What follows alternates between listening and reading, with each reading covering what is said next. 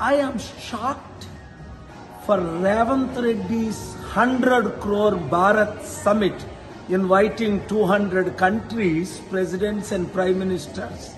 Not one came, not one billionaire out of 3,000 billionaires. This is Congress Summit or Global Bharat Summit. He took all the proposal from me. పులిని చూసి నక్కలు వాత పెట్టుకున్నట్టు ఉంది ఈ Revanth Reddy summit. Bharat summit, global peace summit. నేను global peace summit పెడతానంటే ఒప్పుకొని బిలియనీర్స్ని, ప్రెసిడెంట్ని, prime మినిస్టర్ని తీసుకొద్దామని ఈ మధ్యన సల్మాన్ ఖుర్షీద్ కూడా నన్ను ఢిల్లీలో హోటల్లో కలిశారు. ఏమైంది? ఒక్క ప్రెసిడెంట్ వచ్చాడా? ఒక్క ప్రైమ్ మినిస్టర్ వచ్చాడా? ఒక్క గ్లోబల్ సెలబ్రిటీ వచ్చాడా? 3,000 మంది బిలియనీర్లో ఒక్క బిలియనీర్ వచ్చాడా? ఒక్క కంపెనీ వచ్చిందా? అంటే వీళ్ళు కాంగ్రెస్ షో చేసుకోవడం.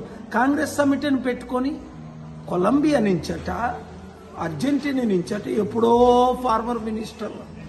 ఎంత సిగ్గుచేటు!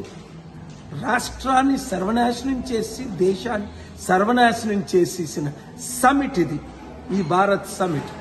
పేరుకి భారత్, ఒక్కడు భరతుడు రాలేదు. ఇప్పటికైనా రేవంత్ రెడ్డి బుద్ధి తెచ్చుకుంటే ఇక్కడ టర్కీలో ఎలాంటి సమిట్ పెట్టావు?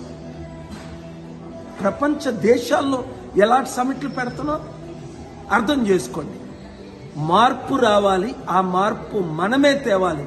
ఉగ్రవాదులు జమ్మూ కాశ్మీర్లో ఎంత ఘోరంగా నువ్వు హిందూ చంపడిశారు.